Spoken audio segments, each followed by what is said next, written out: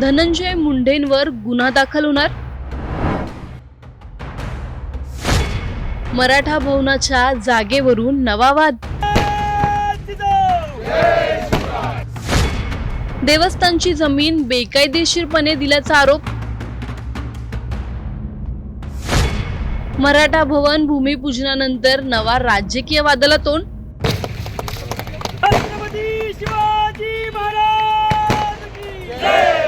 बीड जिल्ह्यातील परळीमध्ये मराठा भवनासाठी देण्यात आलेल्या 28 गुंठ जागेवरून आता मोठा वाद निर्माण झाला आहे. आमदार धनंजय मुंडे यांनी 14 मे रोजी भूमिपूजन करत मराठा भवनासाठी ही जागा दिल्याची घोषणा केली होती. मात्र आता ही जमीन श्री दत्त देवस्थान संस्थांची असल्याचा दावा करत संस्थांच्या पदाधिकाऱ्यांनी जिल्हाधिकाऱ्यांकडे धाव घेतली आहे. बेकायदेशीरपणे जमीन ताब्यात देण्यात आल्याचा आरोप करत धनंजय मुंडे यांच्यासह संबंधितांवर फौजदारी गुन्हा दाखल करण्याची मागणी करण्यात आली आहे. एवढंच नाही तर कारवाई न झाल्यास हायकोर्टात जाण्याचा आणि रस्त्यावरची लढाई छेडण्याचा इशाराही देण्यात आला आहे. त्यांनी बेकायदेशीर या ठिकाणी त्या जमिनीचा ताबा घेतलेला असल्यामुळे हे प्रकरण दडपण्यासाठी आम्ही त्यांच्यावरती या ठिकाणी कारवाई करण्यासाठी कलेक्टरकडे यांच्याकडे आलो होतो. आणि आजही जर आपण जाऊन बघितलं तर ही संपूर्ण जमीन धनंजय मुंडे बाजीराव धर्माधिकारी यांनी त्या जमिनीवर दत्तात्रय देवस्थानच्या जमिनीवर त्यांनी बेकायदेशीर ताबा केलेला आहे. नेमकं हे प्रकरण काय आहे जाणून घेणार आहोत या व्हिडिओमधून. व्हिडिओ शेवटपर्यंत नक्की पहा आणि टाइम्स नाऊ मराठीच्या यूट्यूब, इंस्टाग्राम आणि फेसबुक पेजला फॉलो करायला विसरू नका. परळी शहरात मराठा समाजासाठी उभारण्यात येणाऱ्या मराठा भवनाच्या जागेवरून आता मोठा वाद पेटला आहे. 14 मे रोजी आमदार धनंजय मुंडे यांच्या हस्ते मराठा भवनाचं भूमिपूजन करण्यात आलं होतं. त्यावेळी मराठा समाजासाठी तब्बल 28 गुंठ जागा उपलब्ध करून दिल्याचा दावा करण्यात आला होता. मात्र आता या जागेच्या मालकी हक्कावरच प्रश्नचिन्ह उपस्थित झालं आहे. श्री दत्त देवस्थान संस्थान थोरले देवघरचे अध्यक्ष योगेश गोस्वामी यांनी बीड जिल्हाधिकाऱ्यांना निवेदन देत संबंधित जमीन ही देवस्थान संस्थांच्या मालकीची असल्याचा दावा केला आहे. संस्थांच्या म्हणण्यानुसार ही जमीन इनामी स्वरूपातील वर्ग 2 जमीन असून तिचे वर्गांतर किंवा अन्य वापरांसाठी हस्तांतर कायदेशीर दृष्ट्या शक्य नसताना ती संगनमताने मराठा भवनासाठी देण्यात आली आहे. देवस्थान संस्थांनी जिल्हाधिकाऱ्यांकडे सादर केलेल्या निवेदनात गंभीर आरोप करण्यात आले आहेत. संस्थांच्या म्हणण्यानुसार बनावट अथवा दिशाभूल करणाऱ्या कागदपत्रांच्या आधारे जमिनीचा ताबा देण्याचा प्रयत्न झाला असून यामध्ये शासनाची फसवणूक करण्यात आली आहे. त्यामुळे या प्रकरणाची सखोल चौकशी करून दोषींवर तातडीने कारवाई करण्याची मागणी करण्यात येते. या प्रकरणात परळी नगर परिषदेचे मुख्याधिकारी पोपट निगळ, नगराध्यक्ष बाजीराव धर्माधिकारी, आमदार धनंजय मुंडे तसेच इतर संबंधित अधिकाऱ्यांवर फौजदारी गुन्हे दाखल करण्याची मागणी संस्थांनी केली आहे. जमीन हस्तांतरण प्रक्रियेत अनेक नियमांचे उल्लंघन झाल्याचा आरोपही निवेदनात करण्यात आला आहे. आमच्या देवस्थानची जागा परळी वैजनाथ येथील त्या 413 गट नंबर मधील 28 गुंठे जी मराठा भवनासाठी दिली आहे, जी देणाऱ्यापैकी माजी मंत्री तथा सध्याचे विद्यमान आमदार माननीय धनंजय मुंडे साहेब, परळी नगर परिषदेचे मुख्याधिकारी साहेब आणि नगराध्यक्ष साहेब यांनी बेकायदेशीररित्या ती जमीन मराठा भवनाला दिलेली आहे. त्यामुळे त्या विरोधात तक्रार करण्यासाठी व त्यांच्या विरोधात फौजदारी गुन्हे दाखल व्हावे म्हणून मी जिल्हाधिकारी कार्यालयामध्ये आज निवेदन दिले आहे. दरम्यान मराठा आंदोलक आणि विधिज्ञ ॲडव्होकेट अर्जुन सोळंके यांनी देखील या प्रकरणात गंभीर भूमिका घेतली आहे. मराठा समाजाची दिशाभूल करण्यात आल्याचा आरोप करत त्यांनी संबंधितांवर फसवणुकीचा गुन्हा दाखल करण्याची मागणी केली आहे.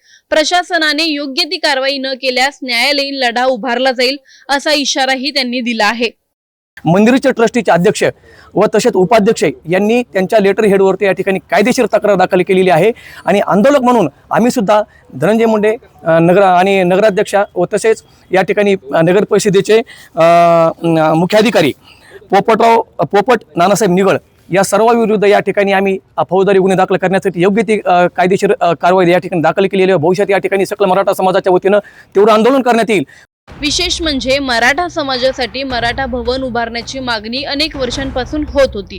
त्यामुळे भूमिपूजन झाल्यानंतर समाजात आनंदाचं वातावरण निर्माण झालं होतं. मात्र आता त्या जागेवर भवन उभारले जाणार आहे। त्या जागेच्या मालकीबाबतचा वाद निर्माण झाल्याने संपूर्ण प्रकरण नव्या वळणावर गेलं आहे।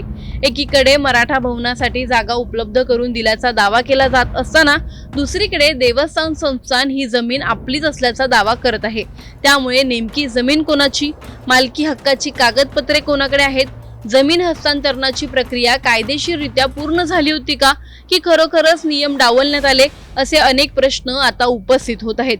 या संपूर्ण प्रकरणात जिल्हा प्रशासनाची भूमिका काय असणार, महसूल विभाग कोणता निर्णय घेणार आणि शासन स्तरावर या प्रकरणाची चौकशी होणार का, याकडे आता सर्वांचे लक्ष लागलं आहे। कारण हा वाद केवळ जमिनीच्या मालकीपुरता मर्यादित नसून धार्मिक संस्थेची जमीन, मराठा समाजाच्या भावना आणि राजकीय जबाबदारी या तिन्ही मुद्द्यांशी जोडला गेला आहे।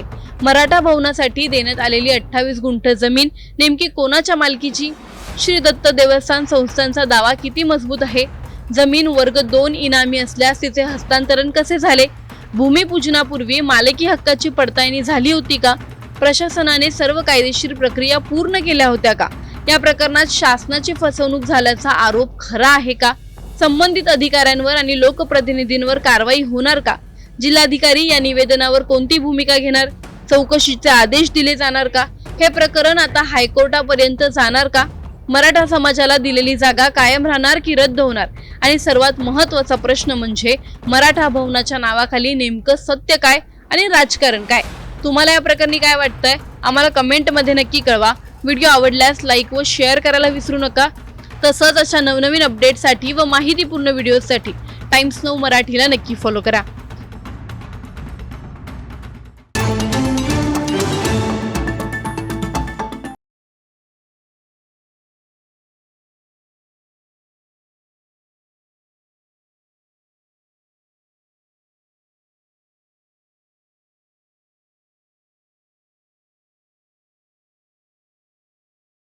मी आत्ताच बीड जिल्हाधिकाऱ्यांकडे या ठिकाणी तक्रार दाखल केलेली आहे। कारण 11 मे 2026 पासून आम्ही सकल मराठा समाज बांधव म्हणून त्या ठिकाणी परळी नगर परिषदेसमोर बेमुदत हे आंदोलन केलेलं होतं की मराठा समाजाला हक्काचं मराठा भवन मिळावं म्हणून। आम्ही आंदोलन करत असताना परळी नगर परिषदेचे मुख्याधिकारी निगळ पोपट निगळ व तसेच पोपट निगळ यांनी त्यांच्या नगर परिषदेच्या पत्र क्रमांक 862/2026 दिनांक 14/5/2026 त्यांनी आम्हाला हे पत्र दिलेले आहे आणि या पत्र आधारे त्यांनी आम्हाला मराठा भवनसाठी 28 गुंठे जागा दिलेली आहे। परंतु ज्यावेळेस आम्ही ह्या जागेचे कागदपत्र पाहिले त्यावेळेस ही जागा थोरले दत्तात्रय देवस्थान अंबाजोगाई या देवाची ही जमीन असल्याची वर्ग 2ची इनामी जमीन असल्याचं मराठा समाज बांधव म्हणून व त्याचबरोबर मराठा एक समाजातील एक ॲडव्होकेट म्हणून आमच्या निदर्शनास आल्यानंतर ही आमच्या मराठा आंदोलकाची आणि एकूणच मराठा समाजाची फसवणूक झाल्यामुळं आम्ही हे प्रकरण या ठिकाणी सर्व उपलब्ध कागदपत्र आज या ठिकाणी शहानिशा करण्यासाठी बीड जिल्हाधिकारी कार्यालयात या ठिकाणी आलो असता आम्ही हे आमच्या मराठा समाजाची फसवणूक करणारे परळी विधानसभेचे आमदार व तसेच नाथ प्रतिष्ठानचे अध्यक्ष धनंजय मुंडे व तसेच परळी नगर परिषदेच्या मुख्याधिकारी हे निगळ साहेब व तसेच परळी नगर परिषदेच्या नगराध्यक्षा पद्मश्री बाजीराव धर्माधिकारी यांनी दत्तात्रय देवस्थानची इनामी वर्ग 2ची जमीन आमच्या मराठा भवनला देऊन आमच्या सकल मराठा समाजाची फसवणूक केल्यामुळे त्यांच्यावर आम्ही या ठिकाणी जिल्हाधिकारी कार्यालयाला विनंती केली आहे की जिल्हाधिकारी साहेबांनी त्यांच्यावर तात्काळ फौजदारी गुन्हे दाखल करावेत व ही दत्तात्रय देवस्थानची या ठिकाणी जमीन हडप होऊ नये व तसेच या ठिकाणी भविष्यामध्ये त्यांनी आमच्या मराठा समाजाची फसवणूक करू नये व लवकरच त्या ठिकाणी त्यांनी पिण्याच्या पाण्याचा बोरसुद्धा घेतलेला आहे आणि त्या ठिकाणी ते भव्य अशी म्हणजे 5 स्टार इमारत बांधत आहेत। असे फार मोठं हे प्रकरण आहे। त्याच्यामुळे आम्ही या सर्वांवरती फौजदारी गुन्हे दाखल करण्यासाठी आम्ही बीड जिल्हाधिकारी कार्यालयाकडे मंदिराचे ट्रस्टीचे अध्यक्ष व तसेच उपाध्यक्ष यांनी त्यांच्या लेटर हेडवरती या ठिकाणी कायदेशीर तक्रार दाखल केलेली आहे आणि आंदोलक म्हणून आम्ही सुद्धा धनंजय मुंडे नगराध्यक्षा व तसेच या ठिकाणी नगर परिषदेचे मुख्याधिकारी पोपट नानासाहेब निगळ या सर्वांविरुद्ध या ठिकाणी आम्ही फौजदारी गुन्हे दाखल करण्यासाठी योग्य ती कायदेशीर कारवाई या ठिकाणी दाखल केलेली आहे। भविष्यात या ठिकाणी सकल मराठा समाजाच्या वतीनं तीव्र आंदोलन करण्यात येईल व आमच्या आंदोलनामध्ये मराठा संघर्षयोद्धा मनोजदादा जरांगे पाटील यांच्यासुद्धा आम्ही हे कानावर विषय घातलेला असल्यामुळं मनोजदादा जरांगे पाटील यांनी सुद्धा सांगितलेलं आहे की या लढ्यामध्ये मी मराठा समाज बांधवासोबत असून धनंजय मुंडे व त्याचबरोबर नगर परिषदेच्या सीओ आणि नगराध्यक्ष यांच्यावरती फौजदारी गुन्हे दाखल करण्यासाठी ते सुद्धा मनोजदादा जरांगे पाटील आमच्यासोबत कायदेशीर लढ्यामध्ये